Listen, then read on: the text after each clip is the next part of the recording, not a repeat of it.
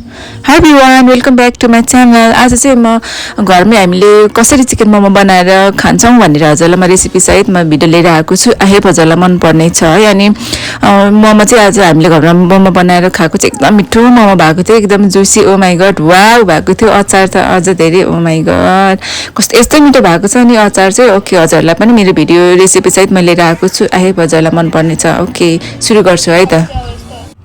Okay, मोमोको लागि यो किमा चाहिँ मैले त्यही पसलमै मैले बनाइ मागेर लिएर आएको हो, त्यहीँनिर बनाइदिनु भयो। अनि ओके, किमामा मसलाको लागि चाहिँ मैले यहाँ अदुवा र लसुनलाई मात्रै मैले मजाले चपिङ बोर्डमा हल्का चप गरेर मिक्सरमा पिस्न लागेको छु। यसो हल्का चप गर्दाखेरि चाहिँ मजाले पिसिन्छ क्या, अनि नत्र भने कति बेर लाग्छ कि लसुन मजाले पिसिँदैन क्या। मेरो चाहिँ मिक्सर अलिक सानो छ नि त, अनि त्यही भएर मजाले अहिले हल्का चप गरेर मात्रै मजाले पिसिन्छ क्या। यहाँ देख्नुभयो मजाले पिसिरहेको छ अहिले चाहिँ। अब म किमामा मिक्स गर्छु। अब चाहिँ म यहाँ अघि त पिसेको लसुन र अदुवाको पेस्ट हालेँ, अनि त्यसपछि जिरा र धनियाको पाउडर पनि थोरै हालेँ। अनि त्यसपछि अब म यहाँनिर चाहिँ थोरै मोमो मसला पनि हाल्दैछु।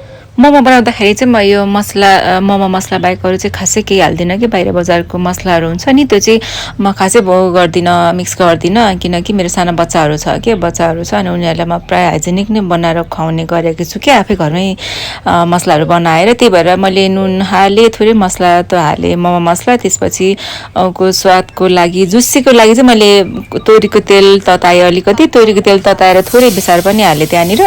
अनि त्यो तेल चाहिँ मैले यहाँ किमामा हालेर अब त्यसलाई मजाले मिक्स गर्छु। त्यो तेल हाल्दाखेरि चाहिँ एकदम अलिक जुसी हुन्छ कि, मिठो पनि हुन्छ। अब हुन त मैले यो प्याज पनि मेसिनमै ग्राइन्ड गरेको के, मिक्सरमा, त्यही भएर त्यो एकदम धेरै भएर पानी निस्किन्छ। त्यही पनि अब मैले चाहिँ तेल हाल्दा पनि एकदम मिठो हुन्छ, अनि त्यही भएर मैले तेल पनि हालेँ। अब कतिले चाहिँ देखिरहेको हुन्छ कि म भिडियोमा पानी हाल्नुपर्छ जुसी बनाउनको लागि भनेर भन्नुहुन्छ, हालि पनि रहेको देख्छु। तर म चाहिँ पानी चाहिँ हाल्दिनँ, किनकि त्यो प्याजबाट नि राख्दाखेरि भएर पानी आफै निस्किरहेको हुन्छ क्या, अनि तेल पनि हालेको हुन्छु। त्यही भएर म चाहिँ पानी चाहिँ हाल्दिनँ। अब मजाले यसलाई राम्रै मिक्स गरेर चाहिँ अनि 1-2 घन्टाको लागि चाहिँ म यत्तिकै छोडिदिन्छु यसलाई, मसलाहरू मजाले। त्यसपछि चाहिँ मसलाहरू मजाले लाग्छ कि किमामा, अनि मिठो हुन्छ। अनि त्यही भएर अब म मजाले मिक्स गरेर चाहिँ यसलाई चाहिँ फ्रिजमा 2-3 घन्टाको लागि राख्छु। त्यसपछि चाहिँ किमा रेडी हुन्छ। किमा चाहिँ अब मैले मिक्स गरिसकेँ। अब यसलाई चाहिँ 2-3 घन्टाको लागि मजाले मसलाहरू भिज्नको लागि, टेस्टी हुनको लागि चाहिँ म 2-3 घन्टा फ्रिजमा राख्छु यसलाई। त्यसपछि भरे मात्रै अनि म मोमो बनाउँछु। अहिले चाहिँ अब यो किमा रेडी भइसक्यो, त्यही भएर म अचार बनाउनको लागि चाहिँ प्यान बसाइसकेको थिएँ मैले। अनि प्यान बसाएर अब तिल हाल्दैछु, तिल अलिक धेरै हाल्छु। अनि तिल हालेपछि चाहिँ तिललाई अलिक धेरै बेर मजाले फ्राई गर्ने, रातो भएपछि मात्रै अनि निकाल्ने। त्यसपछि तिल भइसकेपछि अब बदाम पनि म हाल्छु, बदाम पनि हाल्ने गर्छु क्या। अचारमा चाहिँ एकदमै मिठो स्वाद आउँछ, अलिक सेतो अचार हुन्छ कि, सेतो कलरको अचार हुन्छ। अनि त्यही भएर मलाई चाहिँ त्यस्तो मनपर्छ, अलिक झोल टाइपको क्या। त्यही भएर बदाम हाल्दा नि स्वाद एकदम मिठो हुन्छ। मैले तिल र बदाम चाहिँ मैले फ्राई गरेर मैले निकालिसकेँ। अब चाहिँ अचार बनाउनको लागि मैले प्यान बसाइसकेको छु चुल्हामा।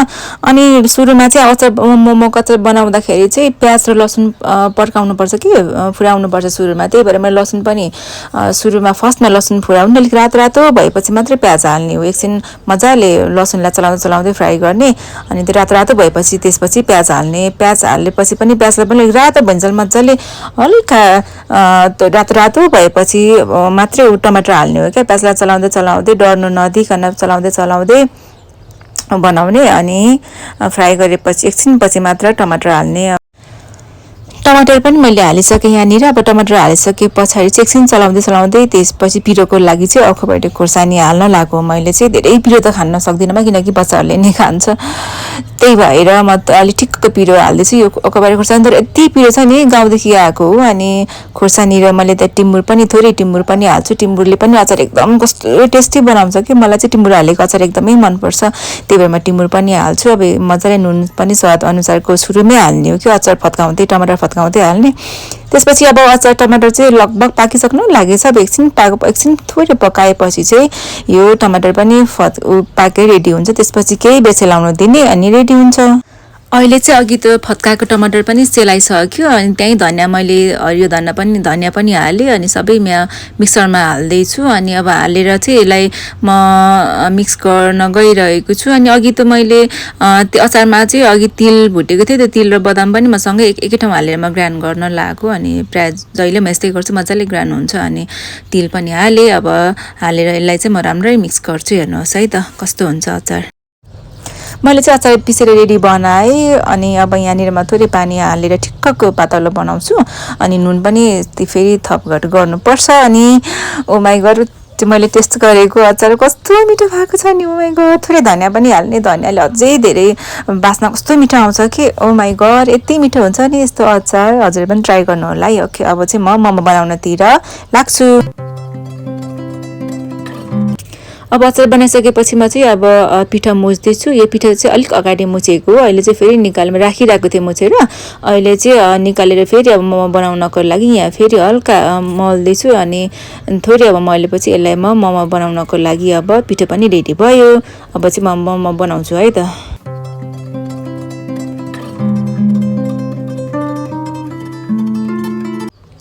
ओके किमा बनाएको 2-3 घन्टा पछाडि चाहिँ अहिले म मोमो बनाउँदैछु यो मोमो पुका पार्दैछु मोमो चाहिँ मेरो एक भाँडा बनाइसक्यो अब फेरि म अर्को भाँडा बनाएर चाहिँ म मोमो पकाउँछु है त ओके आजको हाम्रो चिकन मोमो चाहिँ रेडी भयो है पाकेर हेर्नुहोस् त ओ माई गड वाउ कस्तो मिठो देखिरहेको छ अब चाहिँ हामी रेडी भयो अब चाहिँ खान लाग्यो ओके कस्तो भयो हेर्नु है त ओ माई गड वाउ कस्तो मिठो देखिरहेछ कस्तो खाउँ खाउँ लागिरहेछ ओके हेर्नुहोस् त ओ माई गड कस्तो राम्रो देखिरहेको छ है अहिले चाहिँ मैले प्लेटमा हालिसकेँ मोमो अब खानको लागि तर मैले खाएको भिडियो चाहिँ खिचेन किनकि धेरै लामो होला भनेर अहिले मैले मेरो छोरालाई चाहिँ चाख त कस्तो भयो भनेर भनेको अनि उसले चाहिँ कस्तो मिठो भयो ओ माई गड वाउ यम्मी दामी भनेर भन्दैछ उसले चाहिँ अनि हामीले पनि खायौँ एकदमै मिठो भयो ओके हजुर आजको भिडियो कस्तो लाग्यो सल्लाह सुझाव दिनु होला है ओके हजुरहरूलाई आजको मेरो भिडियो कस्तो लाग्यो यदि मन परेमा लाइक कमेन्ट गरिदिनु नबिर्सनु होला है त अनि प्लस मेरो युट्युब च्यानल सब्सक्राइब गरिदिनु भएको छैन भने प्लिज सब्सक्राइब गरिदिनु होला अनि ओके आजको भिडियो चाहिँ म यहीँ एन्ड गर्दैछु okay see you next time bye by